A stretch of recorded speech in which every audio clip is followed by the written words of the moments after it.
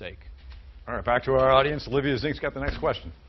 Giant corporations have seen unlimited funds to buy insider access to Congress.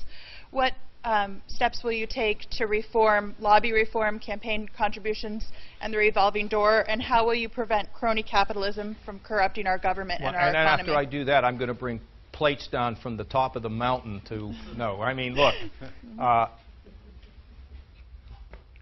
first of all, we did campaign finance reform with McCain-Feingold. Now we have a campaign finance system that we don't like.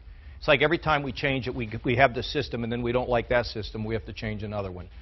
I think campaign finance has to constantly be looked at, and I don't like a system where, frankly, billionaires can decide who's going to be the next president. I don't like that. Now, we have term limits in Ohio, in the legislature. Is that a silver bullet? It hasn't been. No, it hasn't been. Would I repeal them? No. Look, let me say look, but let me just suggest this to you. We can have all of these rules. It's hearts we need to change. It's not rules. We got to get to people to get them to understand that at the end of our lives we're going to make an accounting for ourselves. And in regard to what I do, you know, I've been able to raise money in my political campaigns, but I had a guy, a Democrat, did a big fundraiser for me in Cleveland. And he announced, you know, we made a lot of money tonight. That's the good news. The bad news is you're not going to get anything for it out of Kasich. It's not the way he operates. So we can have these sort of legalistic changes, and I'm all in favor of constructive ones, but it's all about what's going on up here. Whether you're more interested in serving than you are in serving yourself, or worrying about re-election, which is normal for people to worry. They don't want to lose their jobs, right?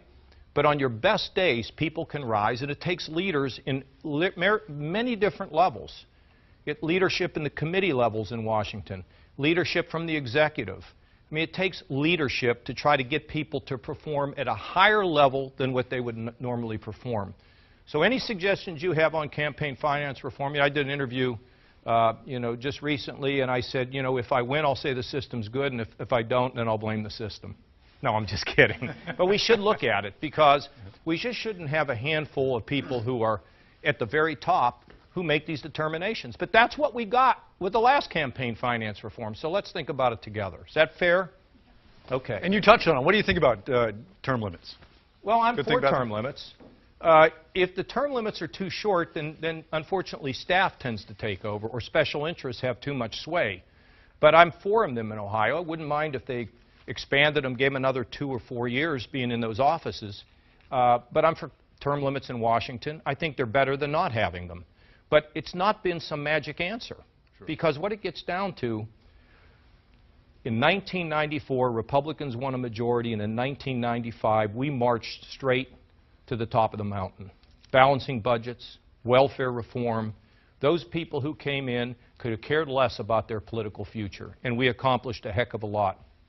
I'm a believer that you have a window of opportunity, and when it comes, shove as much as you can, the reform through that you can, because that window will invariably close.